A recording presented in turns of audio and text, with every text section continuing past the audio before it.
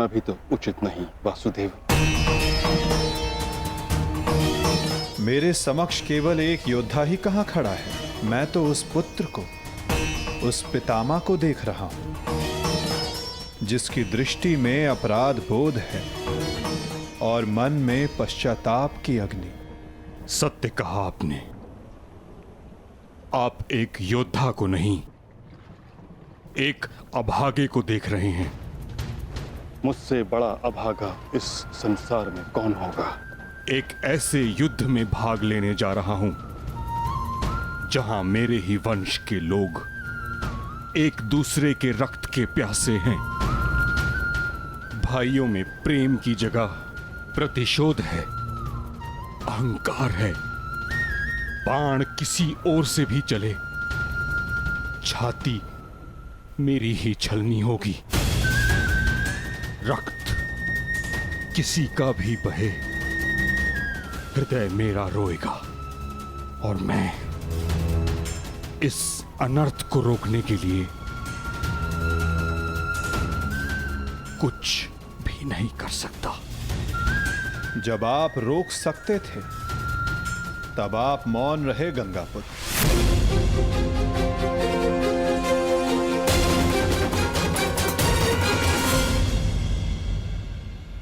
इस युद्ध को संभव बनाने में आपका भी योगदान है गंगापुत्र। उस अधर्म के आप भी भागीदार थे। भागीदार नहीं वासुदेव, विवश था मैं। अपने वचन से, अपनी प्रतिज्ञा से बंधा हुआ था।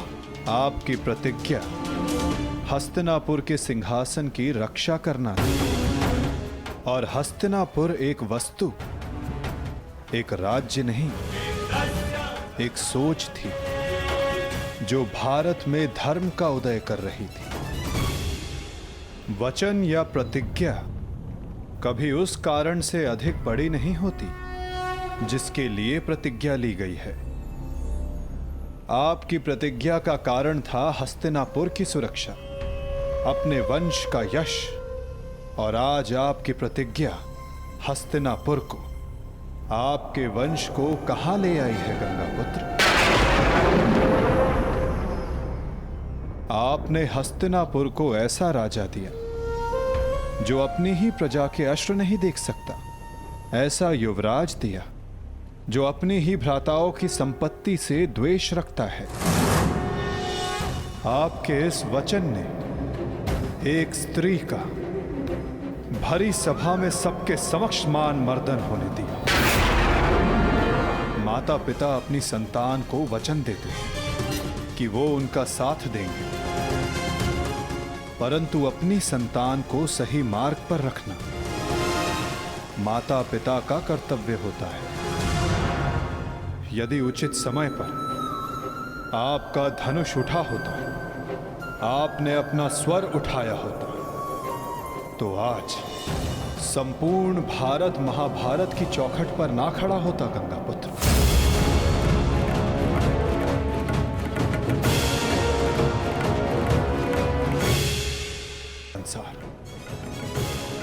समय आ गया है कि उस प्रतिज्ञा को तोड़ दिया जाए, क्योंकि उचित और अनुचित की परिभाषा प्रतिज्ञा से नहीं, अंतरात्मा की पुकार से बंधी होती है गंगापुत्र। ये चुनाव आपका था और इसका फल भी आप ही भोगेंगे। अपने चुनाव के लिए आप स्वयं उत्तरदायी हैं गंगापुत्र, ना कि आपकी प्रतिज्ञा और ना ही आपका प्रारब्ध। ठीक कहा आपने वासुदेव। मैं अपने चुनाव का उत्तरदायित्व अपने सर लेता हूं।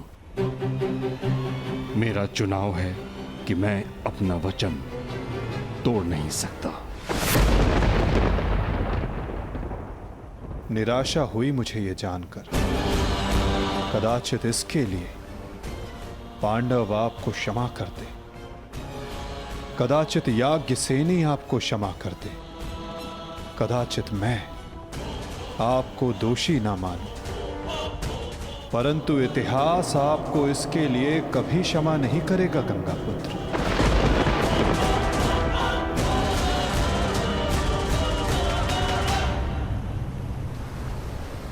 रुकिए वासुदेव, मैं नहीं चाहता कि मुझे क्षमा मिले।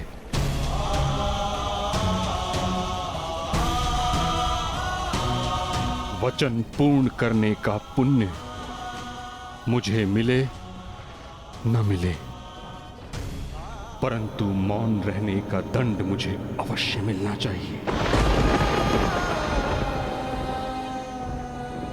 मैं अपने निर्णय से असंतुष्ट हूं, परंतु इस बात का मुझे संतोष है कि पांडवों के पास वो अस्त्र है जो मुझे मेरी प्रतिज्ञा और मेरे श्राप से मुक्ति दिला सकता है।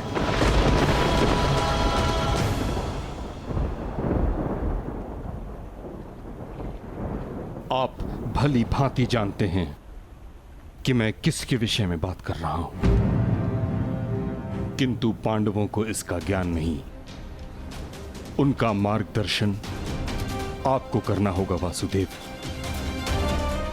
भीष्म नामक समस्या का समाधान आप उनको सुझाएंगे। समाधान अपने गंतव्य तक पहुंचने को है गंगापुत्र।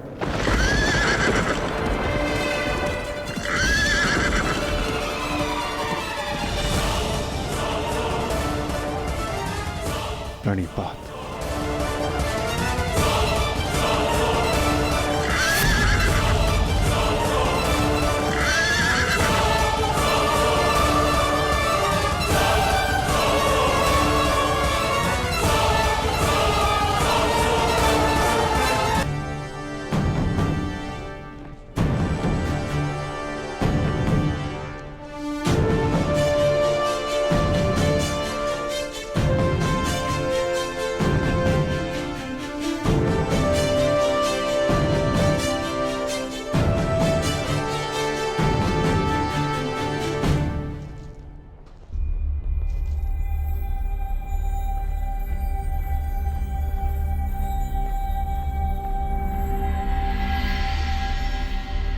पिताश्री, आप इस भूमि को प्रणाम क्यों कर रहे हैं? क्योंकि ये एक अति पावन भूमि है जहां मेरे गुरु परशुराम ने तपस्या की। परंतु अब ये एक युद्ध भूमि है। अब यहां तपस्या नहीं, शत्रुओं का संहार होगा। एक योद्धा के लिए युद्ध भूमि उसकी कर्म भूमि, धर्म भूमि और यज्ञ भूमि होती है, मंदिर के समान पवित्र होती है। परंतु पिताश्री, मेरी दृष्टि में ये सोच एक योद्धा को युद्ध में निर्बल बनाती है। मेरा मानना है कि योद्धा जब तक क्रोधित ना हो तब तक वो प्रहार नहीं कर सकता। नहीं, क्रोध में किया गया प्रहार शत्रु से अधिक स्वयं को हानि पहुंचाता है।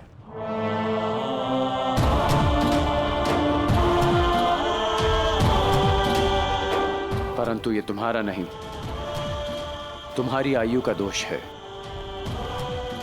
जब मैं भी तुम्हारी आयु का था तो ऐसा ही सोचता था। मेरे भीतर भी यही आक्रोश, यही क्रोध था। परंतु मेरे गुरु परशुराम ने मुझे सिखाया है कि कैसे अपने क्रोध को अपना शस्त्र बना, अपनी दुर्बलता नहीं, कि कैसे शांत मन से उस क्रोध को प्रहार में परिवर्तित करना चाहिए। पुत्र, जब भी शत्रु सामने हो तो दृष्टि में अवश्य क्रोध रखो, परंतु मन शांत रहना चाहिए। परंतु पिताश्री, आज जो मैंने देखा वो तो कुछ और ही था। जब आप पांडवों के समक्ष थे, आपके दृष्टि में क्रोध नहीं था। कोई योद्धा कैसे अपने अपने शत्रुओं को कोमल भाव से देख सकता है।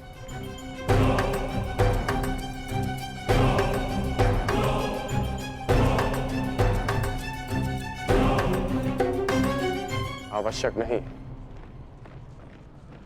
कि हर कोई जो हमारे विपक्ष में खड़ा हो, हमारे विरोध में खड़ा हो, वो हमारा शत्रु हो।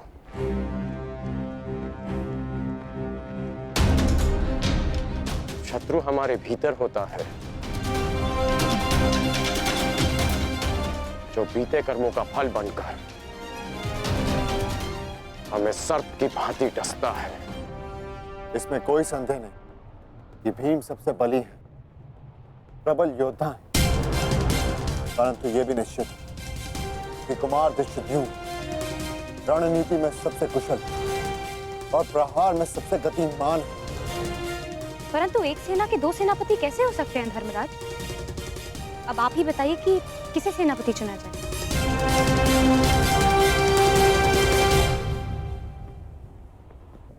मेरा निर्णय यह है कि हमारी सेना के नेतृत्व के लिए सबसे अधिक योग्य एक विकल्प शेष है युधिष्ठिर।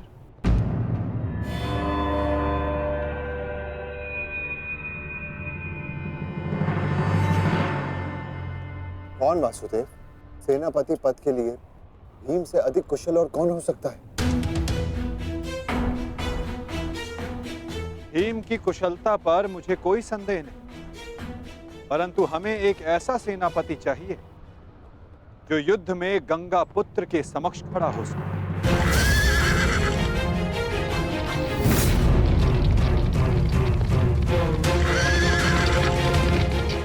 वो जिनके कारण युद्ध में विजय हमारी हो, और वो केवल एक ही जो कौरवों के सेनापति गंगापुत्र भीष्म का सामना कर सकती है।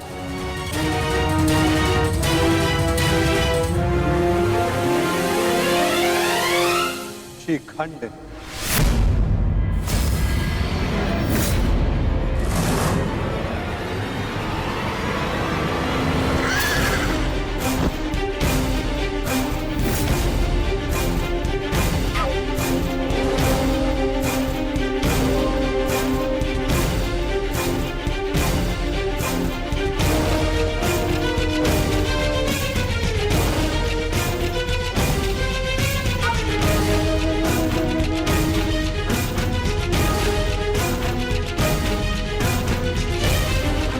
प्रणिपात,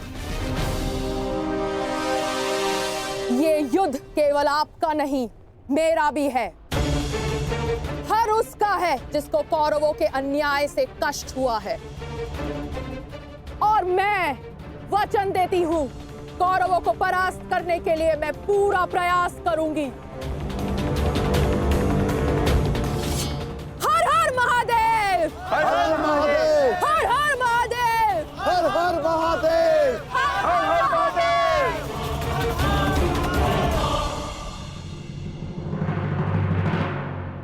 एक समस्या अब भी सामने है वासुदेव। हमारे पास 7 अक्षौणी सेना है और कौरव सेना 9 अक्षौणी। हमें कोई ना कोई समाधान अवश्य निकालना होगा वासुदेव। उन पांडवों के पास 7 अश्विनी सेना है और हमारे पास 9। चिंता करने की आवश्यकता उन्हें है, हमें नहीं।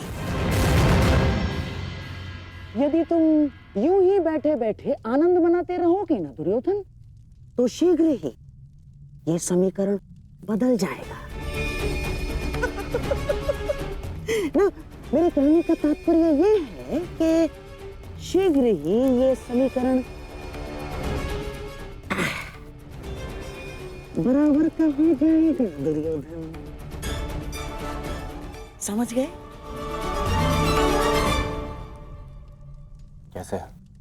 मद्रराज शल्य स्मरण है? नकुल सहदेव का मामा है वो, मामा। और हर मामा अपने भांजे के अतिरिक्त और किसी का सगा नहीं हो सकता ना? और ये बात तुमसे अधिक कौन जान सकता है? उसके पास 2-2 अक्षौणी सेना है, 2-2, और वो भी अति शक्तिशाली। वो यदि पांडवों के पक्ष में चला गया ना, तो पांडवों की शक्ति हमसे अधिक हो जाएगी निश्चित। और हाँ, कलिंग का स्वयंवर तो स्मरण है ना तुम्हें दुर्योधन? शल्य को शत्रु का क्रोध अधिक शक्तिशाली बना देता है, देखा है तुमने? देखा है ना? और हाँ, मैंने तो ये भी सुना है कि शल्य सेना का हर एक सैनिक शल्य की इस विद्या में थोड़ा कम, थोड़ा अधिक कुशल है। ये तो चिंता का विषय है मामाश्री। नहीं होना चाहिए। शैल्य को अपने पक्ष में कैसे किया जाए? है, मेरे पास एक योजना है दुर्योधन। मद्रराज शल्य अपने वचन का पक्का है, परंतु चरित्र का थोड़ा सा कच्चा। ये स्वभाव से थोड़े रसिक भी हैं। तुम समझ रहे हो ना मैं क्या कह रहा हूँ? रसिक हैं थोड़े से। चल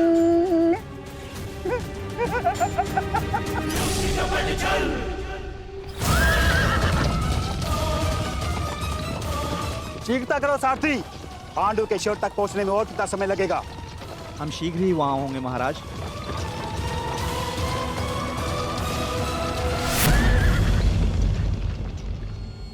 रथ क्यों रोका? मार्ग में कोई है महाराज। किसका साहस जो मद्रराज का मार्ग रोक सके? मद्रराज की कोई सूचना अनुजो? अब तक मामाश्री का कोई समाचार नहीं आया है। समझ में नहीं आता किस कारणवश उन्हें इतना विलंब हो रहा है। प्रतीक्षा केवल दुर्बल करते हैं नकुल। योद्धा केवल प्रयास करता है। युद्ध आने को है। कहीं ऐसा ना हो कि तुम प्रतीक्षा करते रह जाओ और शत्रु अपने प्रयास में सफल हो जाए। अभी युद्ध के नियम निर्धारित नहीं हुए हैं। किसे क्या, कब, कहां, कौन सी अनहोनी हो जाए।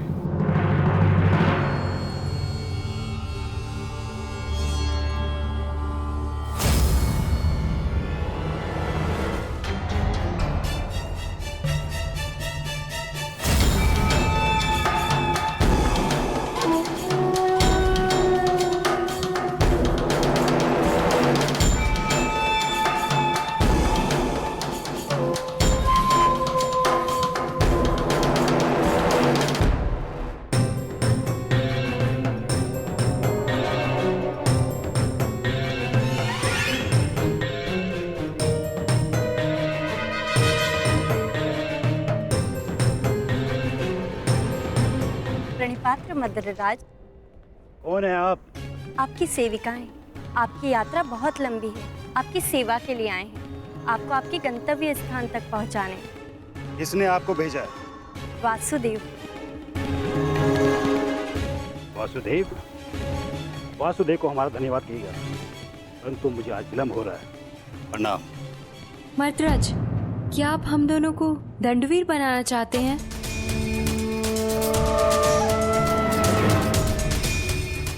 और वैसे भी युद्ध प्रारंभ होने में अभी कुछ दिन शेष हैं।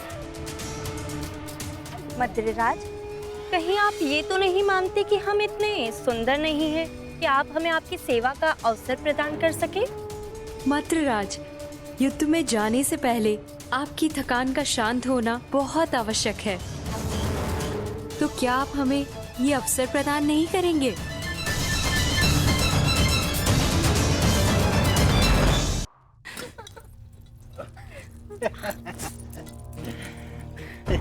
सेवा का आनंद ले रहे हैं ना?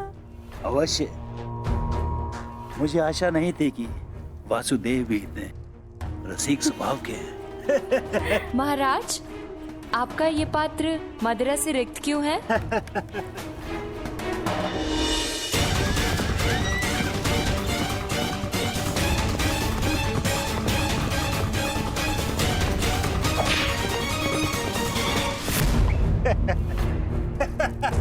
महाराज, हमसे क्या भूल हुई? अभी तो आप युद्ध का आनंद उठाते रहे, लेकिन हमें भी तो आप अपनी सेवा का आनंद लेने दीजिए।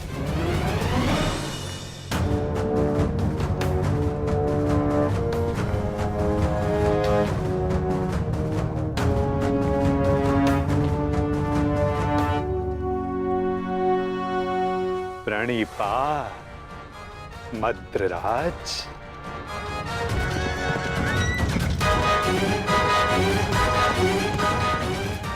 आशा करता हूं कि इस वासुदेव अतिथि सत्कार में कोई त्रुटि ना रह गई हो।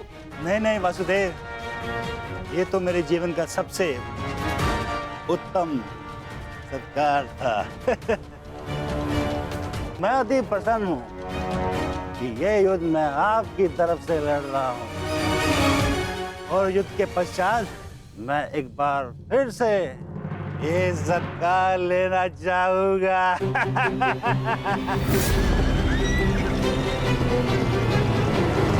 अवश्य, ऐसा सत्कार मैं आपका एक बार क्या कई बार करवाऊंगा, परंतु मैं आपसे आश्वासन नहीं मांग रहा हूं। मैं आपसे वचन चाहता हूं कि इस युद्ध में आप पूर्ण बल से और पूर्ण मनोयोग से हमारी सहायता करेंगे ना आप मद्रराज? आपको मेरे आश्वासन पे संदेह है? तो ठीक है, मैं आपको वचन देता हूँ कि जिसने मेरा ऐसा उत्तम सत्कार किया है, मैं युद्ध के अंत तक उसके पक्ष से लड़ूंगा। मैं आपको वचन देता हूँ कि प्राण जाने तक मैं शल्य अपने अतिथि की ओर से अपने शत्रुओं का नाश करूंगा।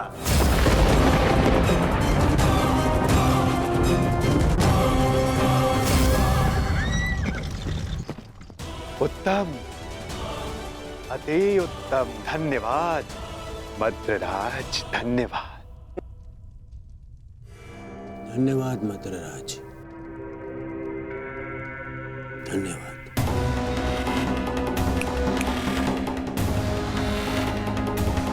मैं दुर्योधन कौरवों की सेना में आपका स्वागत करता हूँ। तुमने सत्कार किया था मेरा, मुझे भ्रम में रख के मुझसे वचन लिया। छल किया है तुमने मेरे साथ, छल किया है वासुदेव ने पांडवों के साथ। छल। ये वो छलिया वासुदेव नहीं,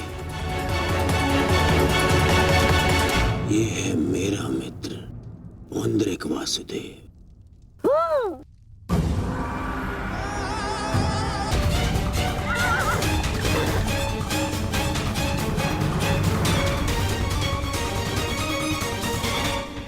ये मामा श्री की सेना कौरवों के शिविर की ओर क्या कर रही है?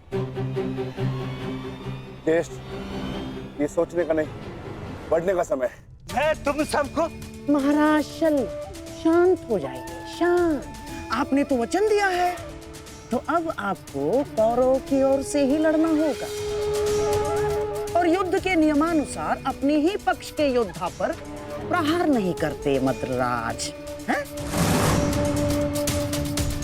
तो आइए, कौरव दल में आपका मैं शकुनी महारथी शल्य का स्वागत करता हूँ। तुम सब ने छल किया है, छल। देख लूंगा तुम्हें सबको।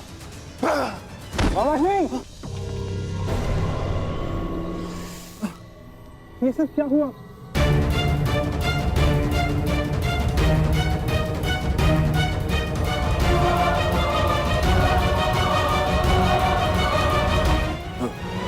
पुत्र नकुल, मैं मगधराज कदाचित हिचकिचा रहे हैं। आओ पांडु पुत्रों, मिलो कौरवों के नए सहयोगी से, महारथी महाराज शल्य से। तुम क्या सुन रहे हो मामा श्री? मुझे क्षमा करें, तुम्हारे मामा श्री के साथ बहुत बड़ा छल हुआ है।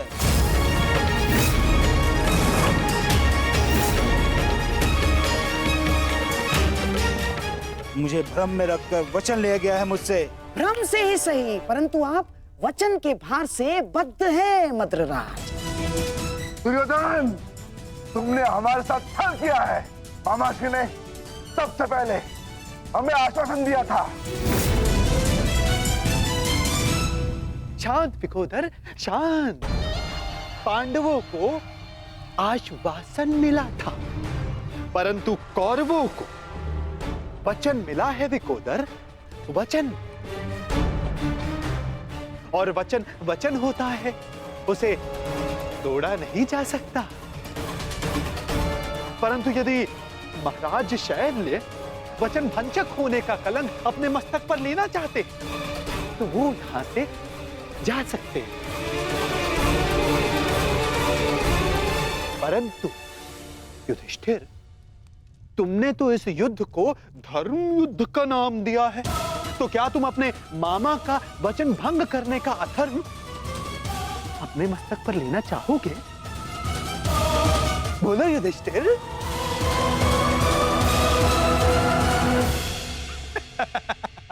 ये सब तुमने किया है पाखंडी। सावधान, सावधान सुन।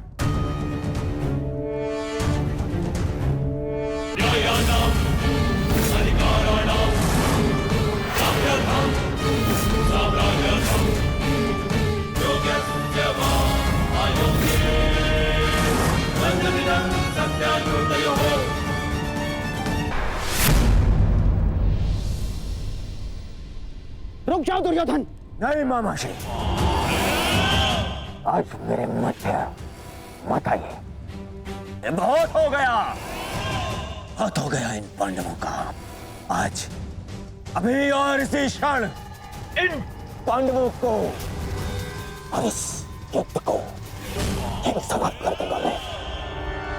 और मुझे भी कोई कारण नहीं दिखता कि मैं तुम दोनों को अभी उसी समय समाप्त न कर डालूं। कारण है मेरे पास भीम, है कारण, परंतु वो कारण मैं तुम्हें नहीं बताऊंगा, तुम्हारे ज्येष्ठ भ्राता युधिष्ठिर को बताऊंगा। क्यों धर्मराज, आप तो स्वयं धर्म के प्रतीक हैं। आपसे ऐसे अधर्म की आशा नहीं की थी मैंने। और धर्म आपने किया है मामा श्री। आपने मामा श्री शल्य को अपनी चाल में कोई छल नहीं किया, कोई अधर्म नहीं किया है मैंने।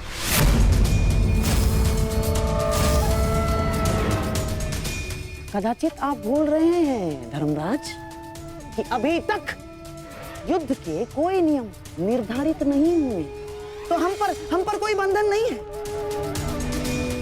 हम अपना पक्ष बढ़ाने को पूर्ण स्वतंत्र हैं। और हमने जो कुछ भी किया ना धर्मराज, वो हमारा अधिकार था। और क्या किया हमने? हैं? हमने केवल और केवल एक अतिथि का सत्कार किया, बस। मातृदेव भव, पितृदेव भव, आचार्य देव भव, अतिथि देव भव पढ़ा होगा आपने, हैं? अपने धर्म में। तो बताइए, एक अतिथि का सत्कार करना क्या दंडनीय है? और कोई छल नहीं किया इस पौंड्रक वासुदेव ने। अतिथि ने पौंड्रक वासुदेव को अपना परिचय पूछा तो उन्होंने बता दिया, उसमें क्या भूल की।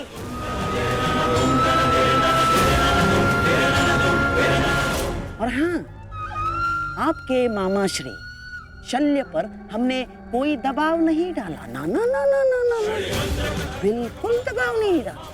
अपितु हमारे आतिथ्य से प्रसन्न होकर हमारे साथ रहने का उन्होंने हमें वचन दिया स्वयं।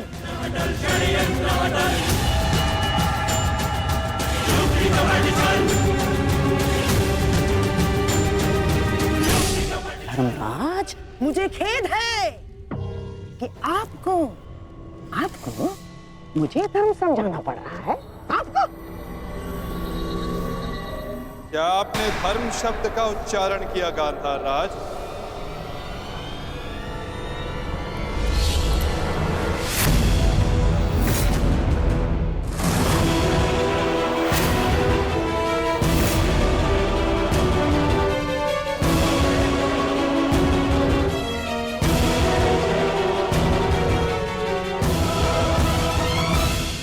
धर्म अधर्म का ज्ञान आपके मुख से सुनकर आश्चर्य हुआ,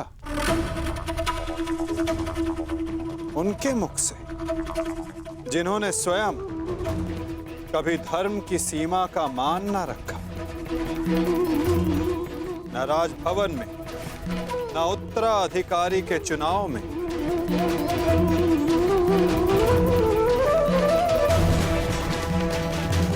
न द्यूत क्रीड़ा में, न दूत के सत्कार में, और आप धर्म की बात करते हैं गांधार राज। इनसे और क्या अपेक्षा की जा सकती है माधव? आज तक अधर्म और छल के अतिरिक्त इन्होंने हमें दिया ही क्या है? अब ये मामाश्री का धर्म है, वो ही बताएंगे कि उन्होंने किस और से युद्ध करने का निर्णय लिया है। मेरा भी तो प्रश्न यही है, परंतु कुछ भी कोई भी निर्णय लेने से पूर्व एक बार तनिक सोच लीजिएगा। हाँ? इस बात का स्मरण रखिएगा कि एक राजा का अपने नियम को तोड़ना अशोभनीय, निंदनीय होता है।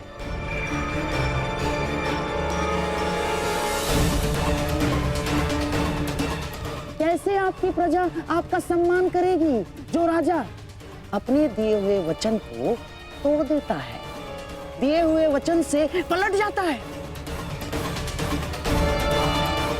क्या क्या मुख लेके जाएंगे आपके प्रजा के समक्ष आप? तो युद्ध में आप किसका साथ देंगे? अपने भांजों का या अपने वचन का सम्मान करेंगे, मान करेंगे? पुत्र नकुल, मुझे क्षमा कर दो, परंतु मेरे पास कोई विकल्प ही नहीं है।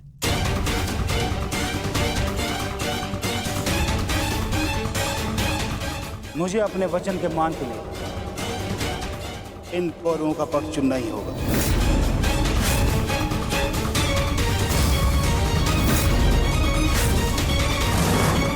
तो ठीक है मामाश्री, अब हम भी आप पर प्रहार करने के लिए सज रहेंगे।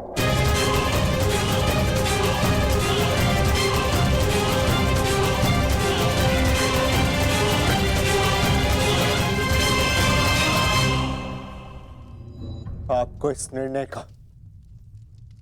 गंभीर परिणाम भुगतना होगा। ये मेरी प्रतिज्ञा है।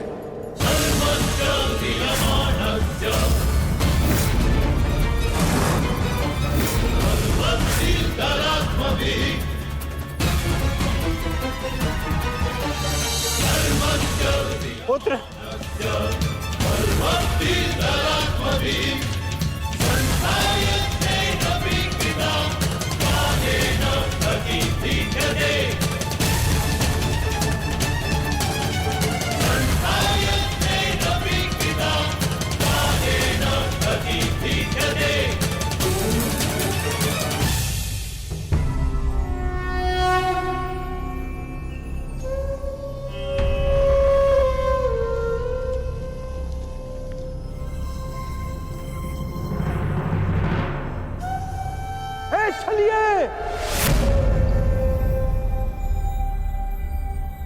तू कहां चल दिया? चलिए कृष्ण।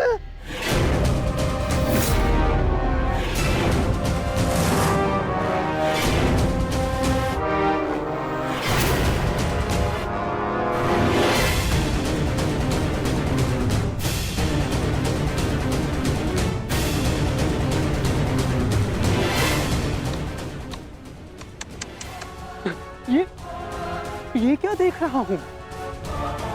वो कृष्ण जिसके मुख से मुस्कान कभी जाती ही नहीं थी, आज वो इतना गंभीर मुख बनाकर बैठा है। इतना विद्रूप मुख बनाकर बैठा है। तनिक सोचो, युद्ध के पूर्व ही तुम्हारी ये दशा है तो युद्ध के पश्चात तुम्हारी कैसी दशा होगी। अब मुझे तुम्हें देखकर क्रोध नहीं आता, दया आती है, दया।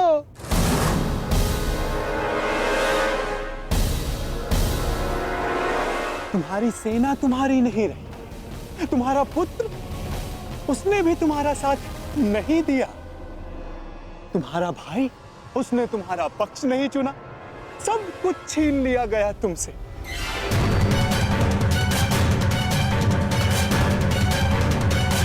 अरे हाँ, मुझे तो अभी स्मरण हुआ, तुम तो बड़ा मायावी बनते हो ना, तो क्यों नहीं रोक लेते ये सब? हाँ, रोक लो, रुको।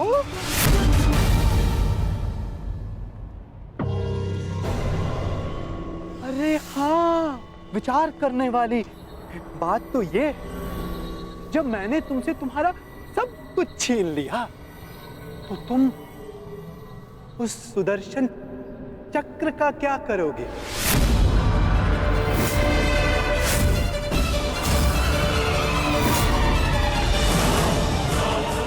क्या करोगे तुम उस सुदर्शन चक्र का?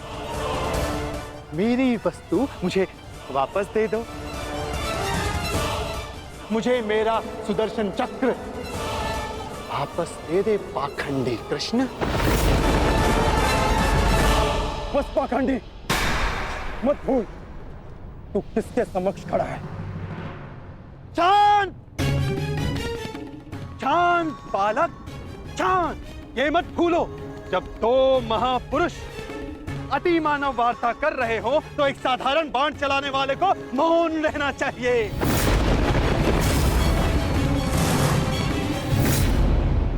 दुष्ट पौंद्रक, मैं आज ये सिद्ध कर देता हूं तू कितना बड़ा अतिमानव है। अरे मूर्ख, तू अपनी तुलना वासुदेव से करता है। यदि साहस है तो आ और आके मुझसे युद्ध कर।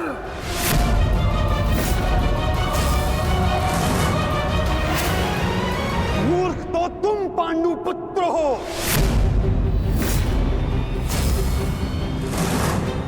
जो ये कभी नहीं समझ पाए कि कोयला कौन है और हीरा कौन, स्वर्ण क्या है और ताम्र क्या है। तुम सब अपनी आंखें खोल के देखो, ये जो तुम्हारे समक्ष खड़ा है ये छलिया है और मैं ही हूं वास्तविक वासुदेव,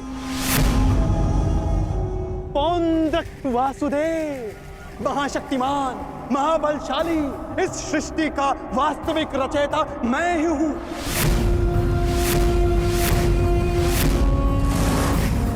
यदि मैं चाहूं तो तुम सबको एक क्षण में तुम सबका अंत कर सकता हूं।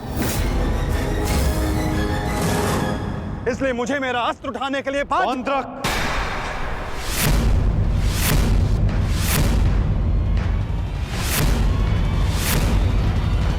चेतावनी दे चुका हूं और आज अंतिम चेतावनी देता हूं। मुझे वो करने के लिए बाध्य मत करो जिसके पश्चात तुम्हें पश्चाताप करने तक का अवसर ना मिले।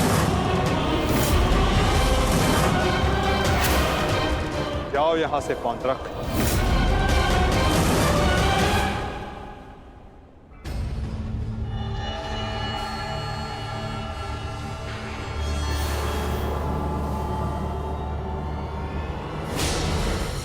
अवसर तू मुझे देगा, मुझे, वास्तविक वासुदेव को, पौंड्रक वासुदेव को। अवसर तो मैं तुझे नहीं दूंगा।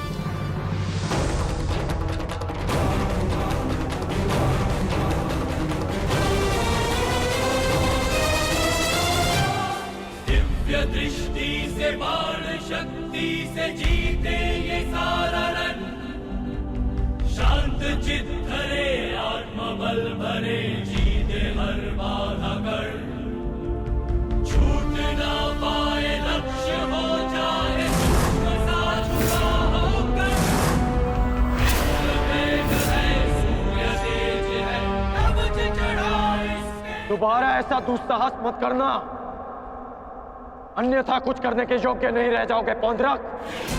मेरे पक्ष में होकर मुझे पर प्रहार करता है मूर्ख दुर्योधन। ये तुम्हारा मित्र है या शत्रु? तुम्हें पूर्ण विश्वास तो है ना कि ये हमारे ही पक्ष में है। अपने इस सूत पुत्र मित्र को समझा दो कि मेरे और उस पाखंडी कृष्ण के मध्य आना बंद करे, अन्यथा तुम्हारे मित्र को दुष्परिणाम भुगतना होगा।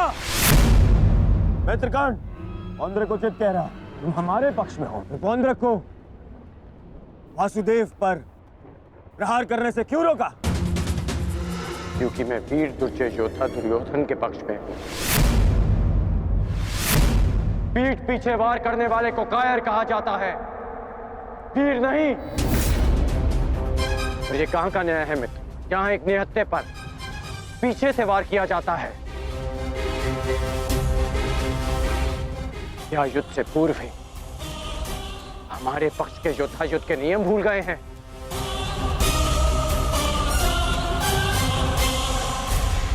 तुमने ऐसा सोचा भी कैसे? तुम इस भांति वासुदेव को वश में कर लोगे? सत्य को पहचानो मित्र, अपने नेत्र खोलो। नेत्र तो तुम्हारे बंद है मित्र। ये छलिया कोई अवतार नहीं है, केवल मायावी। शांति सभा में जो कुछ भी घटित हुआ केवल इस छलिए की माया थी। माया थी वो।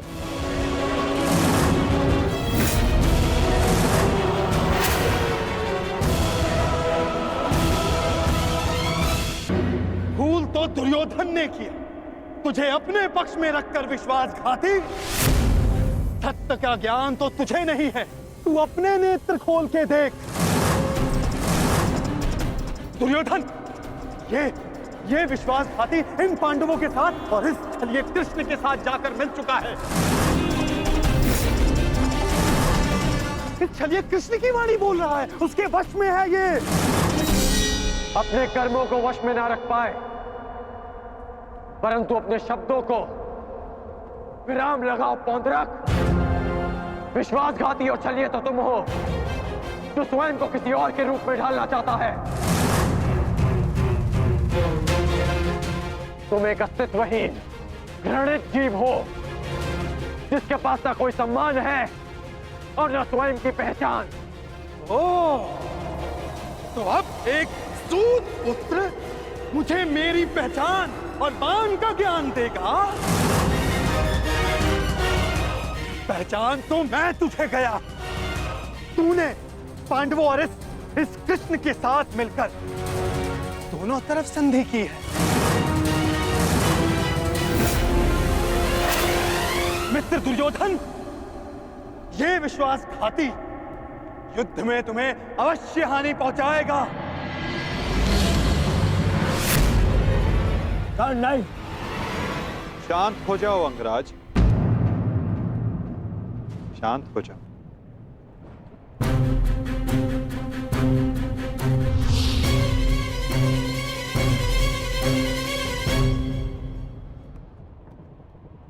उचित ही तो कहा था पौंड्रक ने। आज मेरा हर अपना, मेरा हर संबंधी मेरे विपक्ष में खड़ा है, और अब तो मेरा नाम भी मेरा नहीं रहा, उसे पौंड्रक ने ले लिया। सत्य कहा तुमने पौंड्रक, तुम्हें वो अवश्य मिलना चाहिए जिसके तुम अधिकारी हो।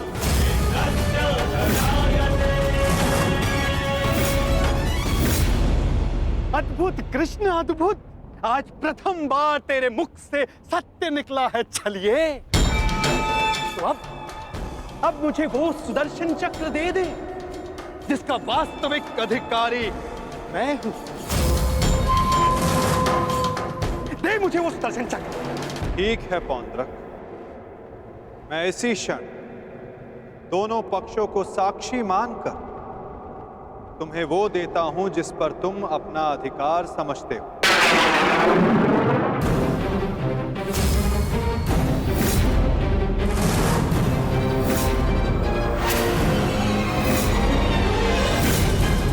जो निश्चित रूप से तुम्हें वासुदेव में परिवर्तित कर देगा।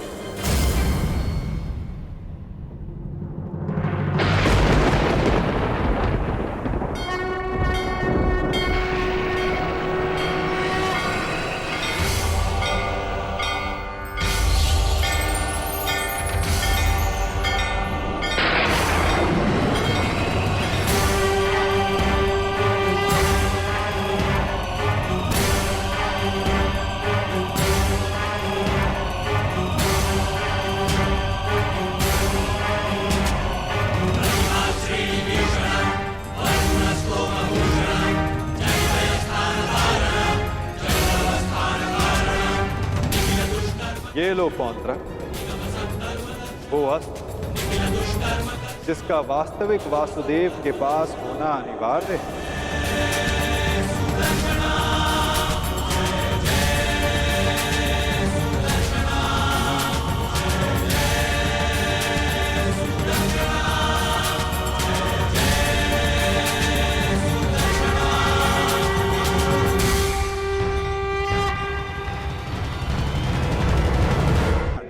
दोनों पक्षों को साक्षी मानकर तुम्हें वो देता हूं जिस पर तुम अपना अधिकार समझते हो, जो निश्चित रूप से तुम्हें वासुदेव में परिवर्तित कर देगा।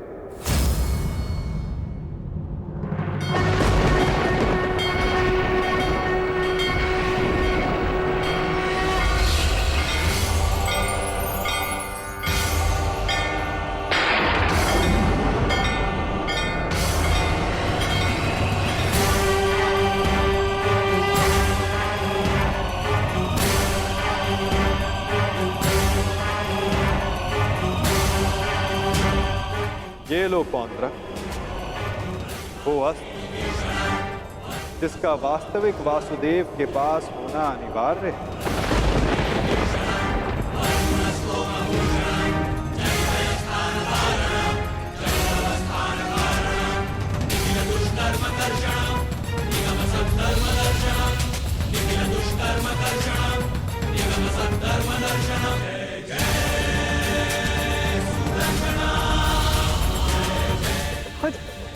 आओ। शीघ्र आओ।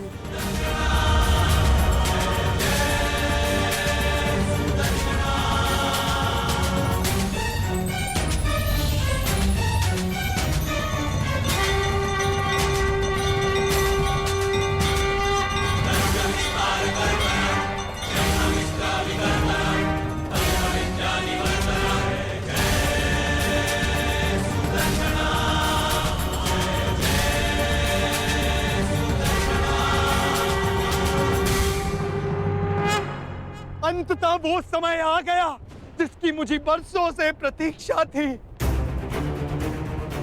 मुझे मेरा सुदर्शन चक्र मिल गया मुझे मेरा सुदर्शन चक्र।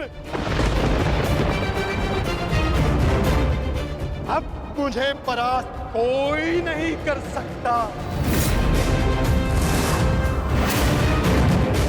क्योंकि मैं अब सर्वशक्तिशाली हूं। मैं वासुदेवा।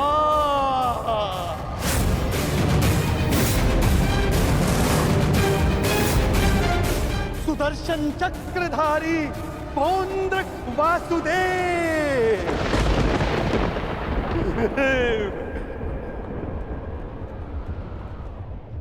अब समझा मूर्ख सूत पुत्र कि वास्तविक वासुदेव कौन है? तेरे इस छलिए कृष्ण ने भी स्वयं यहां स्वीकारा कि वास्तविक वासुदेव कौन है।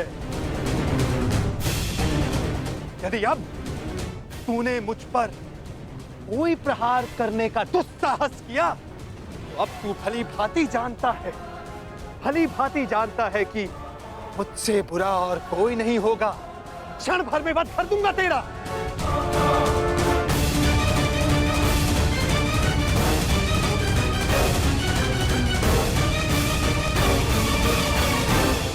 और तुम पांडु पुत्रों, अब तुम देख रहे हो ना कि सुदर्शन चक्र अब किसके हाथों में है? मेरे वास्तविक वासुदेव के हाथों में है ये सुदर्शन चक्र। अब तुम सब मेरी पूजा करो, क्योंकि मैं ही वास्तविक वासुदेव हूं।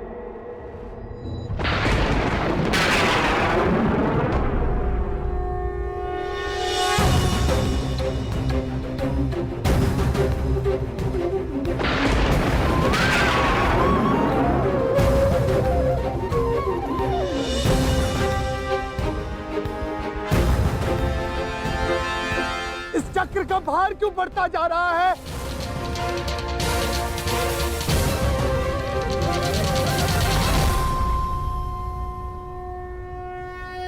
दुर्योधन, ये चक्र भारी होता जा रहा है। ये चक्र मुझे कुचल देगा।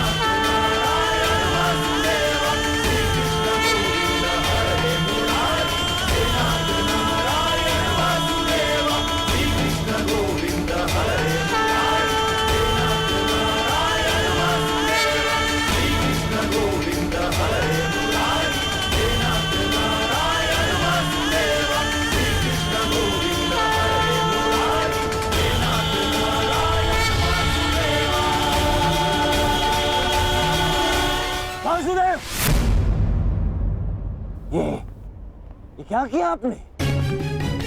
वध कर दिया, छल किया, फिर से छल किया आपने।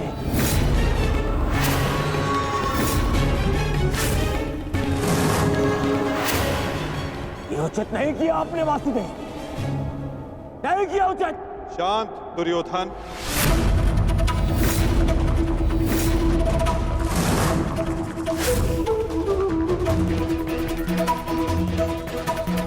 इतना क्रोधित क्यों हो रहे हो गांधारी नंदन? मैंने तो तुम्हारे मित्र को वो दिया जो वो मुझसे मांग रहा था। अब वो उसका भार नहीं सह पाया, ये मेरा दोष नहीं। औंद्रक ने अपनी मृत्यु का आवाहन स्वयं किया था दुर्योधन, और इसके लिए तुम्हें आक्रोश में आने की कोई आवश्यकता नहीं। क्रोध नहीं आएगा,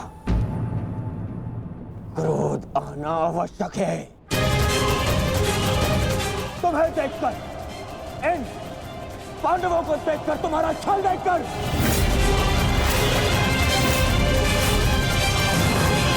कैसा छल दुर्योधन? तुम्हारा मित्र पौंद्रक मेरा वेश धारण करता रहा, वो मेरी शक्ति, मुझे मिले सम्मान से आकर्षित हुआ। वो मेरे जैसा बनना चाहता था, परंतु वो ये नहीं समझ पाया कि शक्ति और सम्मान किसी का वेश धारण करने से, किसी का रूप धारण करने से नहीं मिलती। शक्ति और सम्मान मिलता है परिश्रम से, कर्मों से। यदि लौह को सुनहरे रंग से पोत दिया जाए तो उससे आभूषण नहीं बनते दुर्योधन। स्वर्ण बनने के लिए कड़ी अग्नि परीक्षा देनी होती है, कसौटी पर खरा उतरना पड़ता है दुर्योधन।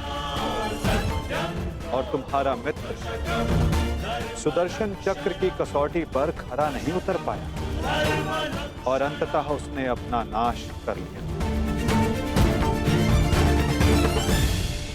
तुम्हारी हानि पर मुझे खेद है दुर्योधन, परंतु पौंद्रक के अंत पर नहीं, क्योंकि उसके कर्मों का फल ही यही है।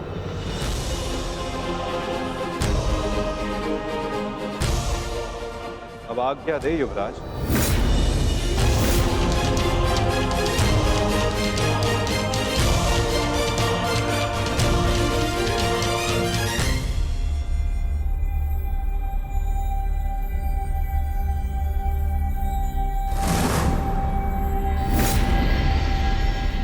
कल युद्ध के नियम निर्धारित किए जाएंगे गांधार राज। जब युद्ध क्रीड़ा में नियम निर्धारित किए जा रहे थे तब वहां मैं उपस्थित नहीं था, परंतु इस बार उत्सुक हूं ये जानने के लिए कि इस युद्ध में अपनी विजय के लिए आप क्या नियम बनाएंगे गांधार राज।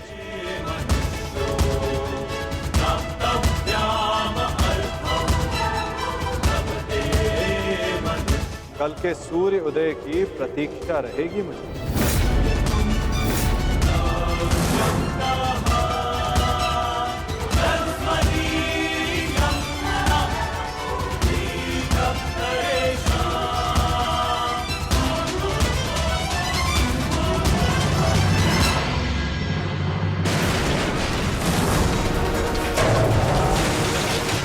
क्या हो गया? ये क्या कर रहे हो तुम? हाँ, देखो देखो दुर्योधन, देखो। नहीं दुर्योधन। मैं उस वासुदेव को नहीं छोड़ूंगा।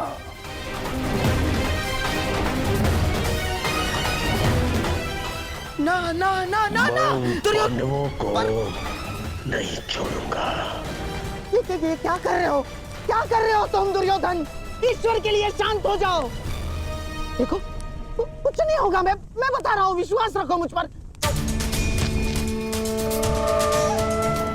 आप शांत हो जाइए, अन्यथा मैं आपको शांत कर दूंगा। नहीं, देखो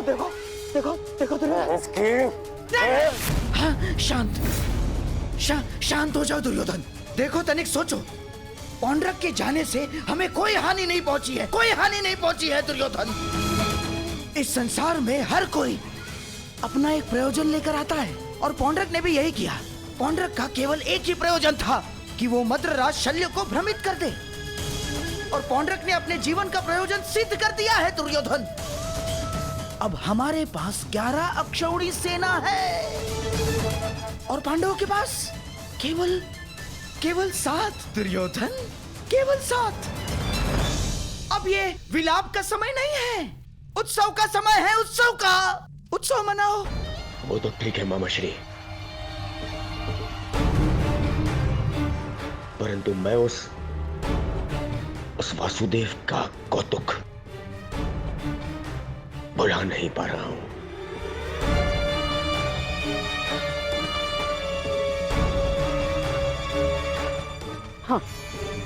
हाँ, देखो सब ठीक हो जाएगा दुर्योधन। हाँ, तुम बैठो। अब ये सब कुछ छोड़ो ना दुर्योधन। देखो युद्ध में वो कृष्ण छलिया कुछ नहीं कर पाएगा। पूछो क्यों? तो निहत्था है वो। अब इस समय हमारा पक्ष सबल है, हमारा पक्ष, और पासा हमारे हाथ में है दुर्योधन, हमारे हाथ में। कैसा पासा? अब देखो, कल युद्ध के नियम निर्धारित किए जाएंगे। ऐसे नियम बनाऊंगा कि पांडव पक्ष आ जाएगा, और फिर वो छलिया कुछ नहीं कर पाएगा वो छलिया।